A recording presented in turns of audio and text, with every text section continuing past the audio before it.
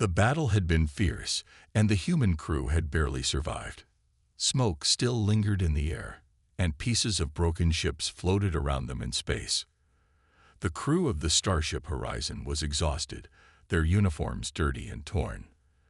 They had fought bravely, and now they were trying to clean up the mess left behind. But as they searched through the wreckage, they found something unexpected. Inside a damaged alien escape pod, they saw a creature lying still. It was an alien, unlike any they had seen before. The creature had a long, slender body covered in dark, smooth skin. Its eyes were closed, and it was breathing very slowly, almost like it was struggling to stay alive. The humans quickly realized that this alien was not just any survivor, it was a prisoner. The crew carefully brought the alien onto their ship. As they laid it on a stretcher, they could see that it was badly hurt. Its skin was covered in deep cuts and burns, and there was a strange, dark liquid oozing from its wounds. Some of the crew members were nervous. They had heard rumors about how dangerous these aliens were. Some said that they were ruthless fighters, and that they could never be trusted. But now, looking at the alien lying on the stretcher, it just looked helpless. Dr. Harris, the head of the medical team, rushed to the scene. He was a tall man with kind eyes, but today his face was serious. "We need to get it to the medical bay now," he ordered. The medics nodded and quickly pushed the stretcher through the narrow halls of the ship, heading straight for the medical room. They could hear the alien breathing, each breath sounding weaker than the last. Inside the medical bay, the team got to work. They carefully placed the alien on a bed and began scanning its body with their advanced medical equipment. The monitors showed strange, unfamiliar readings. Dr. Harris frowned as he looked at the screens. "I've never seen anything like this," he said. "Its biology is completely different from ours. We need to be very careful." The medical team started to treat the alien's wounds. They cleaned the cuts and tried to stop the bleeding, but the alien's skin was strange, and it didn't react to the usual treatments. As the minutes passed, the alien's breathing grew weaker. Dr. Harris knew that if they didn't find a way to help it soon, it would die. Some of the crew members watched from outside the medical bay, whispering to each other. "Why are we even helping it?" One of them asked. "It's an enemy. We should just let it die." Another person nodded in agreement, but a third crew member shook her head. "Maybe it's an enemy, but it's still a living being. We have to at least try." Inside the medical bay, Dr. Harris was thinking the same thing. He didn't know much about this alien, but he couldn't just stand by and watch it die. He knew that helping it might be dangerous. What if the alien attacked them when it woke up? But he also knew that if they saved its life, maybe it would see that humans were not the monsters it thought they were. As Dr. Harris continued to treat the alien, he noticed something strange. The alien's body was reacting to the medical tools, but in a very unusual way. It seemed like its body was trying to heal itself, but it was too weak. "It's like its body is fighting to survive," he said softly. "We just need to give it a little help." But nothing they tried was working. The alien's wounds wouldn't close, and its breathing was getting even worse. Dr. Harris felt his heart sink.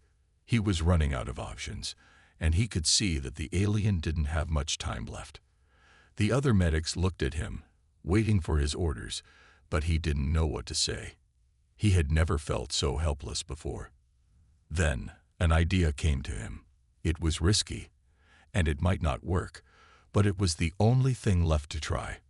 Dr. Harris remembered a special injection he had been working on, a new type of treatment that could boost the body's natural healing process.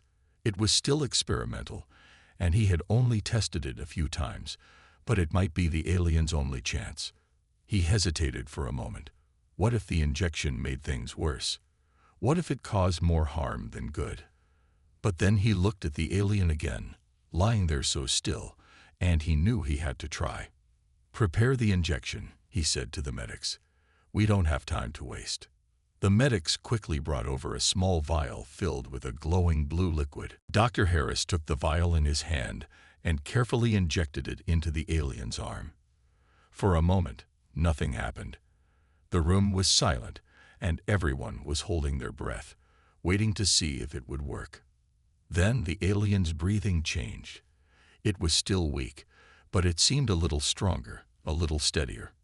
Dr. Harris felt a spark of hope. "It's working," he whispered. "Maybe, just maybe, we can save it." The medics continued to monitor the alien, adjusting their equipment and checking its vital signs. The crew members outside the medical bay were still watching, but now they were silent. They didn't know if the alien would survive, but they could see that Dr. Harris was giving it everything he had. And as they watched, they realized that this wasn't just about saving an enemy. It was about something bigger. It was about showing that even in a galaxy full of war and hate, there was still room for kindness. Dr. Harris knew that the battle to save the alien was far from over, but he was ready to fight. He didn't know what would happen next, but he knew one thing for sure. He wasn't going to give up. The race against time. The alien prisoner, Celtra, was still alive, but barely. After Dr. Harris used the experimental injection, its breathing had stabilized a little, but it was clear that Celtra wasn't out of danger yet. The medical bay was filled with a quiet tension. Every beep from the monitors felt like a ticking clock, reminding everyone that time was running out. Dr. Harris hadn't slept in almost 24 hours. His eyes were red, and he could feel the exhaustion weighing him down, but he refused to stop. He kept checking Celtra's vitals, making notes, and giving orders to the medical team. The injection had worked, but it wasn't enough. They needed to do more if they were going to save this alien. "What do we do now?" asked one of the medics, a young woman named Claire. She had been watching Dr. Harris carefully, trying to understand his plan. The injection helped, but it's still not healing properly. Dr. Harris rubbed his forehead, trying to think. "We need to stabilize its internal organs. If we can't do that, it won't survive," he said. "We're going to need more of the injection, but I'm worried about how its body will react." He glanced at the monitors again. Celtra's vital signs were still weak, but there were small improvements. It was a tiny glimmer of hope. But in a situation like this, even a small hope was enough to keep him going. "Prepare another dose," he ordered. "We'll give it a little more and see how it responds." As Claire prepared the injection, the rest of the medical team gathered around the bed. They watched as Dr. Harris carefully administered the next dose, his hand steady despite the pressure. Everyone held their breath, waiting to see if Celtra would react. For a moment, it was like time had stopped. Then, slowly, the alien's breathing became a bit smoother. Its heartbeat, which had been faint, started to pick up rhythm. "It's working," said one of the medics, her voice barely a whisper. There was a sense of relief, but it was mixed with fear. What if it was only temporary? What if they were just delaying the inevitable? Dr. Harris knew they were far from done. "We need to keep monitoring it," he said. "We still don't know how much its body can handle. I'll be in the lab. If anything changes, call me right away." Dr. Harris left the medical bay and headed to a small lab nearby. He knew he had to come up with a plan. Fast. The experimental injections were helping, but he couldn't keep giving them to Celtra without knowing more about its biology. If he gave too much, it might overload the alien system. But if he gave too little, it might not be enough to save it. As he worked, he thought about why he was doing this. It would have been easy to just let the alien die. Some of the crew even thought that was the right thing to do. But Dr. Harris couldn't accept that. He didn't want to believe that there was no other option. "If we can save it, maybe we can show that humans aren't just warriors," he thought. "Maybe we can be something more." Meanwhile, in the medical bay, the mood was tense. Claire kept a close eye on Celtra, her heart pounding every time the monitors beeped. She had seen injured crew members before, but this felt different. She couldn't explain why, but she felt like saving this alien mattered, not just for Celtra, but for all of them. The other crew members outside the medical bay were still watching, curious and anxious. "You think it'll make it?" one of them asked. Another shrugged. "Who knows? But I'll tell you this. If Dr. Harris can't save it, no one can." As the hours passed, Seltzer's condition remained stable, but fragile. Dr. Harris returned to the medical bay, carrying a new device. "I've been running some tests," he said, setting the device down. "This should help us get a better understanding of its body functions. We need to make sure the injections are helping, not hurting." The device scanned Seltzer's body, showing images on a screen. Dr. Harris studied the images, looking for anything that could help him understand how to save the alien. He could see that the injection was supporting its organs, but there was still so much they didn't know. "We're playing a dangerous game," he muttered to himself. "We need to be careful." Suddenly, the monitors beeped loudly. Zeltra's heart rate was dropping. Claire rushed to the bedside, panic in her eyes. "Dr. Harris, its heart rate is falling," she shouted. Dr. Harris's heart skipped a beat. He quickly ran to the monitor, his mind racing. "Prepare the defibrillator," he ordered. "We need to keep its heart going." The room filled with frantic energy as the medical team worked together. Dr. Harris took a deep breath and grabbed the defibrillator paddles. "Clear," he said, pressing the paddles to Seltzer's chest. The alien's body jolted, but the heart rate was still unstable. "Again," he shouted, his voice firm. They tried 3 times, and finally, the monitor showed a steady pulse. Dr. Harris let out a sigh of relief, but he knew this was just the beginning. "We've got to stabilize it," he said, his voice calmer now, but still tense. "Get another dose of the injection ready. We can't afford to lose it now." As they prepared the next dose, Claire looked at Dr. Harris. "Do you really think we can save it?" she asked quietly. Dr. Harris didn't answer right away. He looked at Seltra, lying there, barely hanging on to life. Then he looked at Claire and said, "I don't know. But I know we have to try, because if we don't, then what are we really fighting for?" Claire nodded, understanding what he meant. It wasn't just about saving an alien. It was about proving that even in a universe full of enemies, there was still a place for hope, compassion, and maybe even a second chance. The crew continued to work tirelessly, knowing that every second counted. The race against time wasn't over yet, but they weren't ready to give up. Not while there was still a chance, however small, that they could save Seltra's life. The mysterious injection. The crew of the Horizon watched anxiously as Dr. Harris administered the latest dose of the mysterious injection to the alien prisoner, Seltra. This strange blue liquid had been their only hope to keep Seltra alive. The alien was still weak, but its condition had not gotten worse, and that was a small victory. Dr. Harris wiped the sweat from his brow and adjusted the monitors. The medical bay was quiet, except for the soft beeping of machines that tracked Seltra's heart rate and breathing. Claire, one of the medics, stood nearby, watching the alien carefully. "It's working, but it's not enough, is it?" she asked. Dr. Harris shook his head. "No, it's not. The injections are helping, but it's like the alien's body is resisting them. We need to figure out why." He spoke with a calm voice, but inside, he felt the pressure building. He was running out of options, and if the injections failed, Seltra would die. The injection was something special, something most of the crew didn't fully understand. Dr. Harris had developed it in secret, using rare ingredients from a plant found only on Earth. The plant was known for its healing properties, but its effects on alien species were completely unknown. Dr. Harris had taken a huge risk by using it on Seltra, but he had no other choice. As the injection flowed into Seltra's veins, the alien's breathing became a little more stable.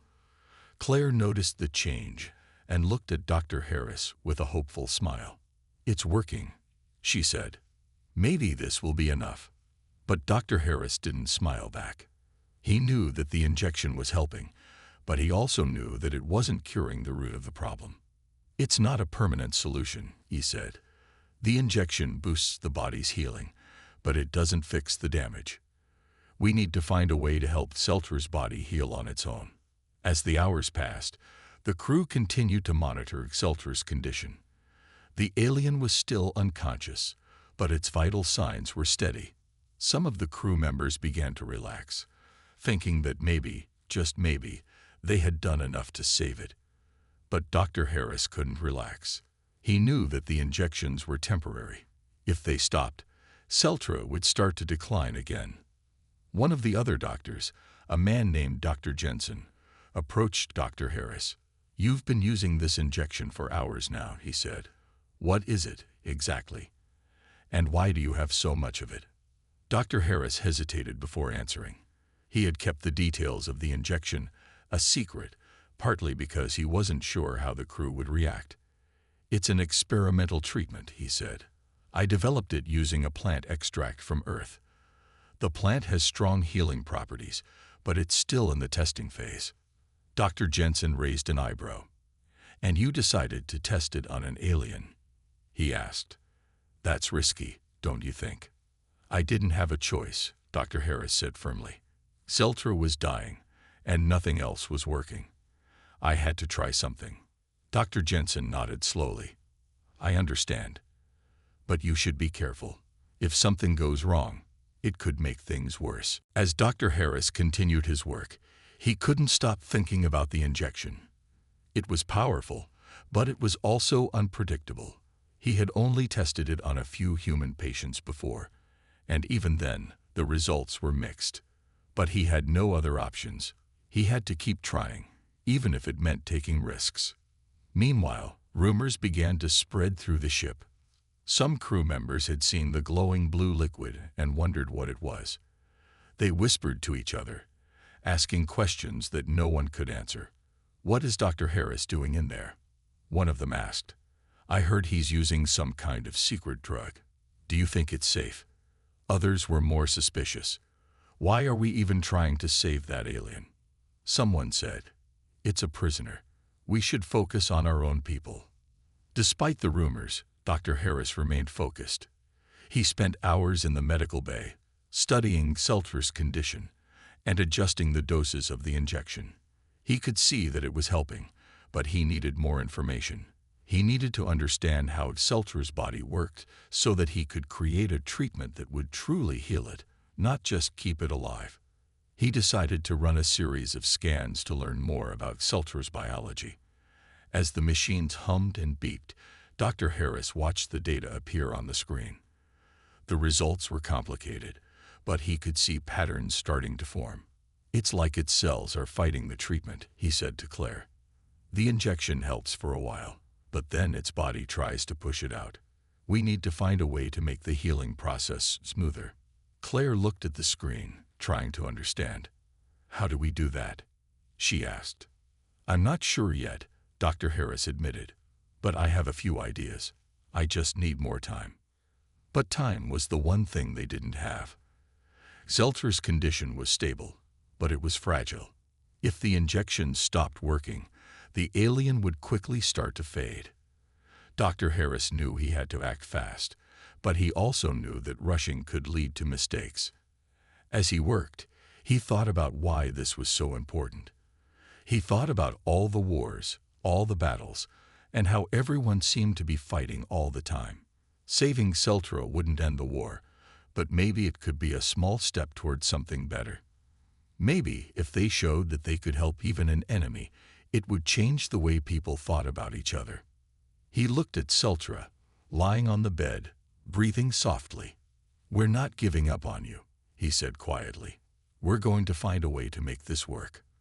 Dr. Harris turned back to the screens, determination in his eyes. The mysterious injection had bought them some time, but he knew that time was running out. Now, he had to find a way to turn that time into a real chance for Seltra to survive, and he was ready to do whatever it took to make that happen. Signs of recovery. The days passed slowly on the horizon. The crew was still on edge, but there was a small change in the air. Seltra, the alien prisoner, was showing signs of recovery. It was not much, but it was enough to give Dr. Harris and his team a reason to hope. After the last dose of the mysterious injection, Seltzer's condition had improved. Its breathing was steadier, and its skin, once pale and sickly, now had a slight glow. The dark liquid that had been seeping from its wounds had stopped, and the cuts were slowly beginning to heal. Dr. Harris and Claire watched over the alien, their eyes fixed on the monitors. Every small improvement was a victory. "I can't believe it," Claire said softly.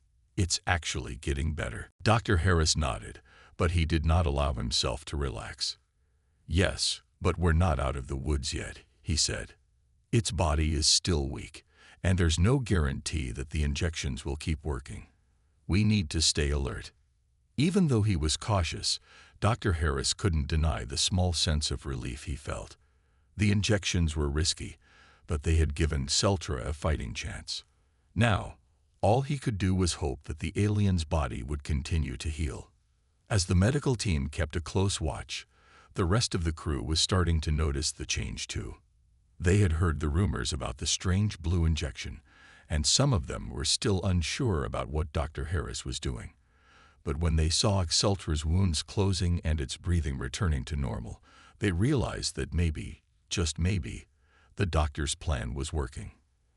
"I never thought I'd see the day when a human would save an alien's life," one crew member said, shaking his head. "But I guess there's a first time for everything." In the medical bay, Dr. Harris was reviewing the latest scans.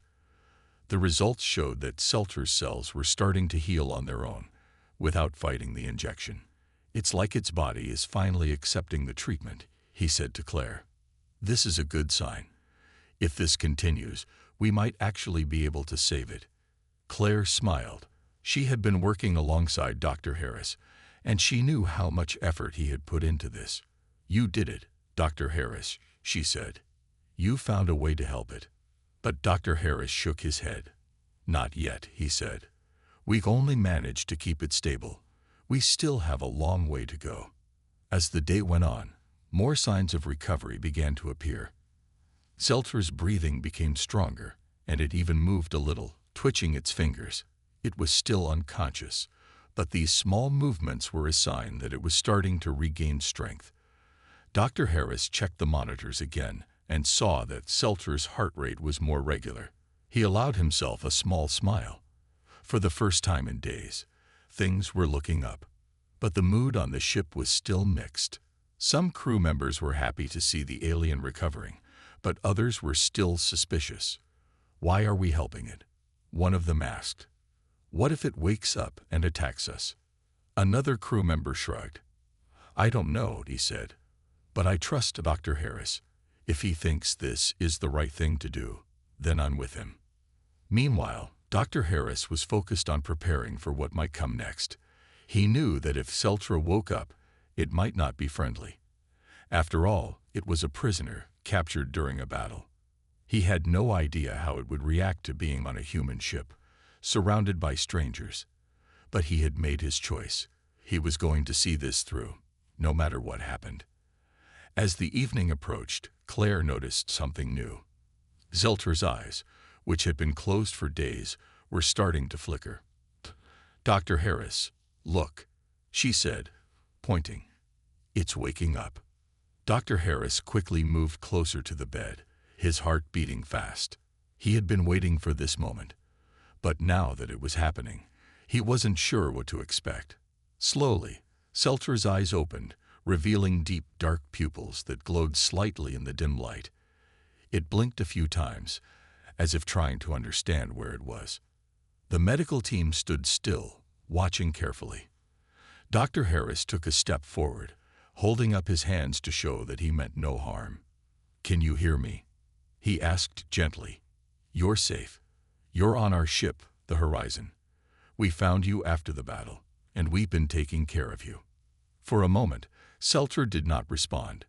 It just stared at Dr. Harris, its eyes moving slowly as it tried to make sense of his words.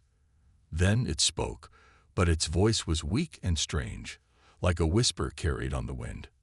"Why? Help?" it asked, struggling to form the words.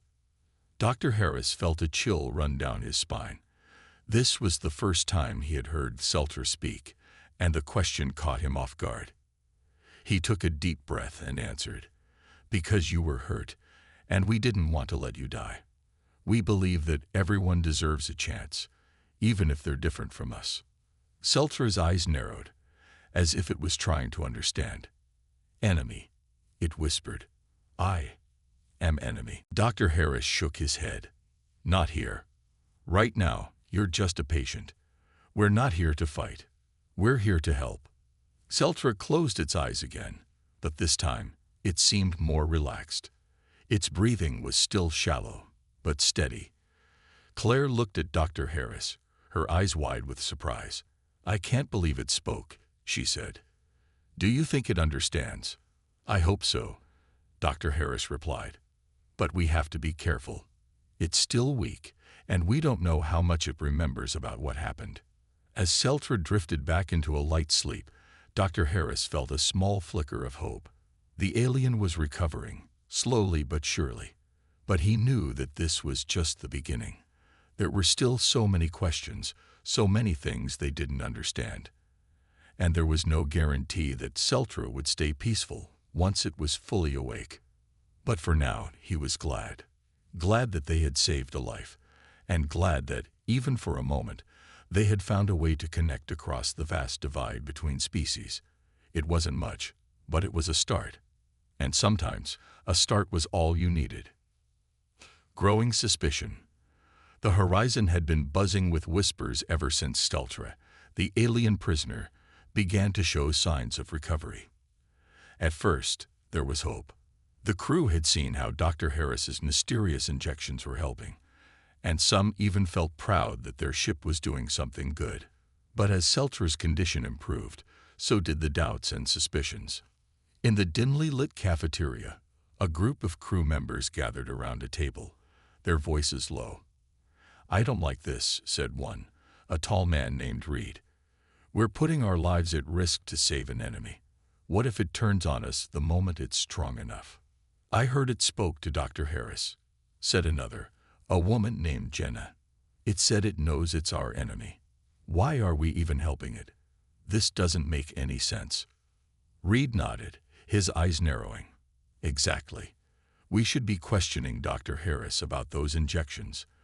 What is he using, and why is he so secretive about it?" Rumors spread quickly on the horizon. Some crew members were convinced that Dr. Harris had a hidden agenda. Others believed he was using some kind of illegal or dangerous drug to keep Seltra alive. Claire, who had been working closely with Dr. Harris, heard the whispers and tried to defend him. "He's just trying to save a life," she said. "Isn't that what doctors are supposed to do?" But not everyone was convinced. Reed and a few others decided to confront Dr. Harris directly. They found him in the medical bay, standing by Seltzer's bed, checking the monitors. "We need to talk," Reed said, his voice firm. Dr. Harris looked up, surprised by the sudden interruption. "What is it?" he asked, noticing the stern expressions on their faces. "We want to know what's in those injections," Reed demanded, "and why you're using them on an alien prisoner without telling the rest of us. You're risking all our lives, and we have a right to know why." Dr. Harris sighed, putting down the tablet he was holding. He had expected questions, but he wasn't prepared for the hostility. "The injections are a treatment I developed," he explained. "They're based on a plant extract from Earth, known for its healing properties. I decided to use them because nothing else was working." "But why didn't you tell anyone?" Jenna asked. "Why keep it a secret?" "Because I wasn't sure it would work," Dr. Harris said honestly, "and because it's still experimental. I didn't want to give anyone false hope. But I can assure you, the injections are safe." Reed stepped forward, his eyes cold. "Safe? You're using a drug we know nothing about on an alien. You say it's healing, but what if it's doing something else? What if it's making the alien stronger, preparing it to attack us?" Dr. Harris felt a chill run down his spine. He knew that Reed's fears were not entirely unreasonable. Seltzer was still an unknown, and there was no way to predict how it would act if it fully recovered. But he also knew that the injections were the only thing keeping the alien alive. "I understand your concerns," he said calmly. "But right now, Celtra is weak. It poses no threat to us. And as long as it's under our care, it's my responsibility to do everything I can to save it." Reed clenched his fists, clearly frustrated by Dr. Harris's calm response. "You're playing with fire, Doctor. If anything goes wrong, it will be on your head." As Reed and the others left the medical bay, Dr. Harris felt a wave of doubt wash over him. He had been so focused on saving Celtra that he hadn't thought about how the rest of the crew might see it. To them, he was risking everything for an alien they knew nothing about, and that made them nervous. Claire entered the room, having overheard the conversation. "They're scared," she said softly. "They don't understand why you're doing this." "I know," Dr. Harris replied. "But I can't stop now. If I do, Celtra will die. I just wish I could make them see that this isn't about taking sides. It's about doing what's right." Meanwhile, in other parts of the ship, more conversations were happening. Some crew members shared Reed's suspicions, while others felt conflicted. "What if helping this alien is a mistake?" one of them asked. "But then again, if we let it die, what does that say about us?" Back in the medical bay, Dr. Harris continued his work. He checked Celtra's vital signs, which were still improving. The alien's breathing was steady, and its skin had regained more color. He noticed that Celtra's eyes would open now, and then, just for a few seconds, as if it was trying to wake up but couldn't quite manage it. "Hey," Dr. Harris said softly, leaning over the bed. "Can you hear me? If you can understand, just blink or move your hand." For a moment, there was no response. Then, slowly, Celtra's hand twitched. It was a small movement, but it was enough to make Dr. Harris's heart skip a beat. He realized that the alien was aware, even if just a little. "That's it," he said, smiling. "You're getting stronger." But the moment of relief was short-lived. Outside the medical bay, Reed and a few of his supporters were making plans. "We need to keep an eye on Dr. Harris," Reed said. "If he won't tell us the truth, we'll find out ourselves. We can't let him endanger the ship." As they whispered, one of them, a technician named Marcus, spoke up. "I can access the security feeds," he said. "We can watch what's going on in there without him knowing. If the alien tries anything, we'll see it." The group nodded in agreement. They didn't want to take any chances. As much as they respected Dr. Harris, they couldn't ignore their fears. Inside the medical bay, Dr. Harris was unaware of the growing suspicion around him. He was too busy focusing on Celtra, hoping that the next injection would bring the alien closer to full recovery. But even as he prepared the dose, he couldn't shake the feeling that something was wrong. The tension on the ship was building, and he knew that if Celtra's condition took a turn for the worse, it would only get worse. As he injected the blue liquid into Celtra's arm, he whispered, "You have to pull through, for both our sakes." The alien's body relaxed, its breathing steady and calm. But outside, the crew's doubts were growing stronger, like a storm waiting to break. Dr. Harris had done his best to save a life, but now he was beginning to see that saving Celtra might be the easy part. Convincing everyone else that it was the right thing to do was another matter entirely. A strange friendship. Days turned into weeks on the horizon, and the atmosphere aboard the ship was tense. While Dr. Harris continued to care for Celtra, the alien prisoner, whispers and doubts grew among the crew. However, as Celtra slowly recovered, something unexpected began to happen. A strange friendship started to form between the doctor and the alien. Celtra had been awake for a few days now, and its strength was returning. Dr. Harris noticed that it began to respond more to his voice, blinking when he spoke and even trying to form words. The first time it managed to say help, Dr. Harris felt a rush of joy. It was small, but it was progress. "Good job, Celtra," he said with a warm smile. "You're getting stronger every day. Soon, you'll be able to speak properly." Seltra's deep, dark eyes watched Dr. Harris closely. There was curiosity in its gaze. Why? Help? It asked again, struggling to understand the doctor's intentions. Dr. Harris took a deep breath. Because I believe that everyone deserves a chance, even if they are different. You were hurt, and I wanted to help you. Seltra looked down at its hands, still unfamiliar with its surroundings. It was silent for a moment before it spoke again. Humans. Enemies. Dr. Harris nodded, recognizing the truth in Seltra's words. Yes, we were enemies before, but right now, I want to be your friend. We can learn from each other. Seltra tilted its head, as if trying to process this new idea. Friendship with a human. It was strange, but there was something in Dr. Harris's voice that felt genuine. Slowly, it responded, friend, not enemy. Exactly, Dr. Harris said, his heart racing with excitement. We can help each other understand. You can tell me about your world, and I can share mine with you. Over the next few days, their strange friendship began to grow. Dr. Harris spent more time in the medical bay, not just treating Seltra but also talking with it. He brought books and shared stories about Earth, about human history, and even about the stars. Seltra listened intently, absorbing everything. The alien learned about human emotions, cultures, and the struggles that people faced. In return, it began to share its own experiences. My planet. Zarnak, it said one day, its voice stronger. We fight for survival. We are taught to be strong. Dr. Harris leaned closer, intrigued.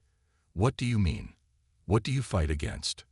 Other races, Seltra explained. Resources are limited. We must take what we need to survive. It is the way of life. Dr. Harris felt a pang of sadness. He understood that survival often forced beings to do terrible things. I see, he replied gently. But it doesn't have to be that way. There are other ways to live, ways that don't involve fighting.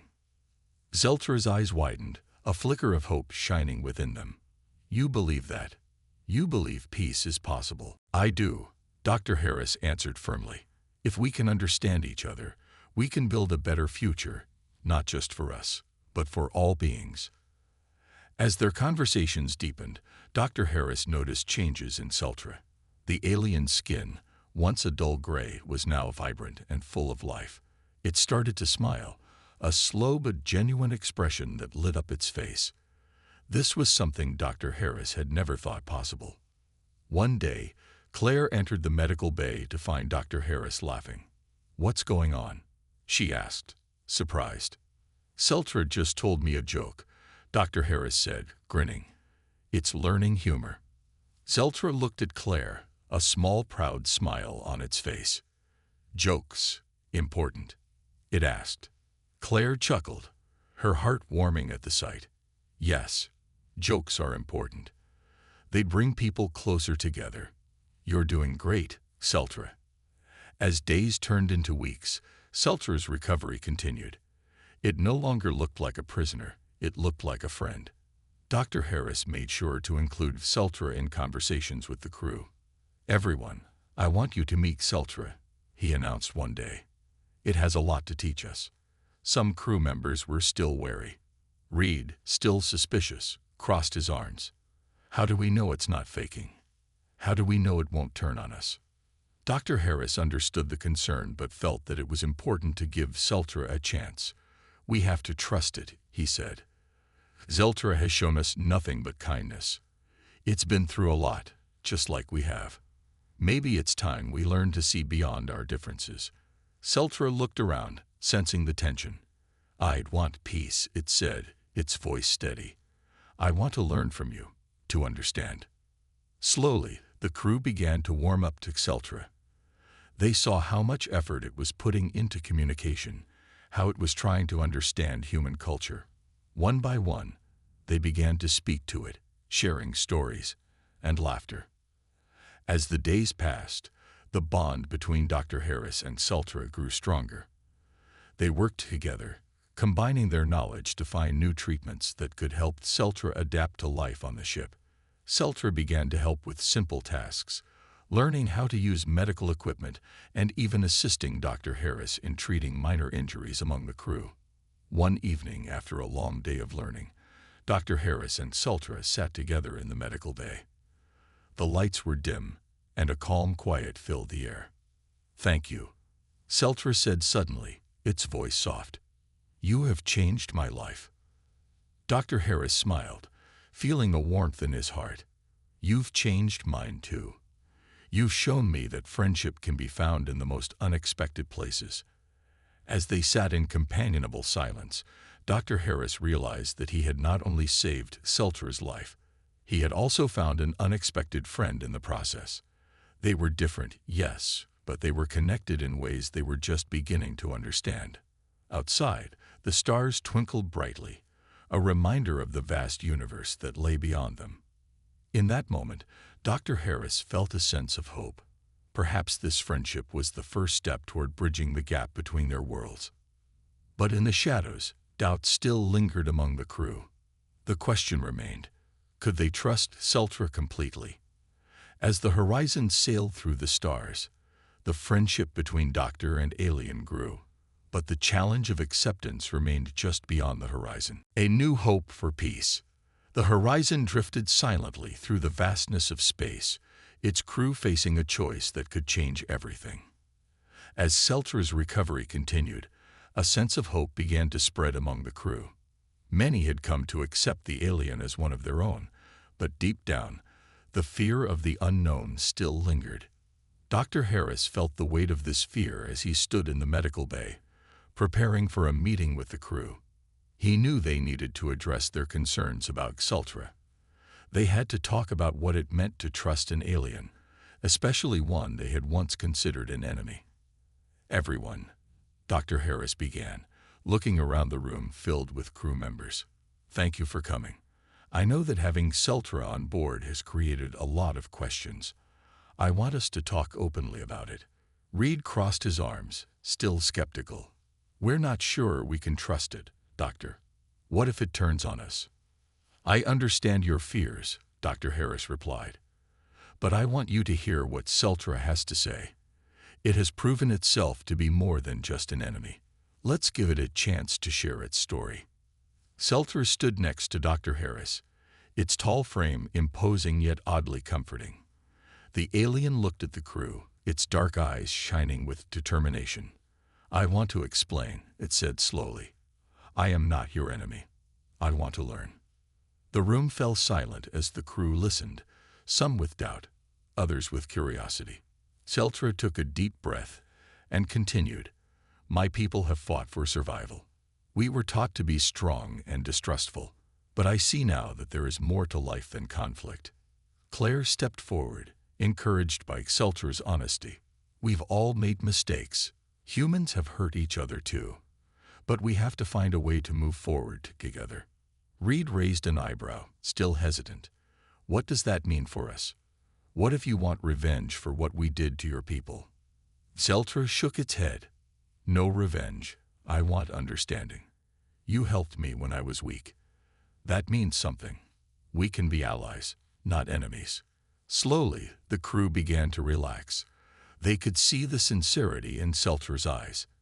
It was not just an alien. It was a being with hopes and dreams, just like them. "But how can we trust you?" Reed asked again. "Trust takes time," Dr. Harris said. "But we can start by sharing our cultures. Let's learn about each other. Together, we can build a bridge between our worlds." A murmur of agreement spread through the room. The crew was beginning to see that this was not just about saving Seltra. It was about creating a new path forward. Seltra smiled, its face lighting up with hope.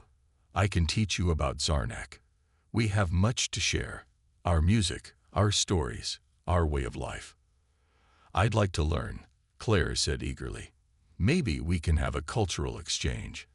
It could help us understand each other better." The idea sparked enthusiasm among the crew. They began to discuss plans for sharing their cultures. Seltra could teach them about Zarnak's history, and in return, they could share Earth's music, art, and traditions. The room buzzed with excitement, and for the first time, fear began to melt away. As the days passed, the horizon became a place of learning. The crew and Celtra spent hours sharing stories. Dr. Harris watched with joy as friendships began to form. Reed, who had been so skeptical, started to bond with Celtra over their shared experiences of survival.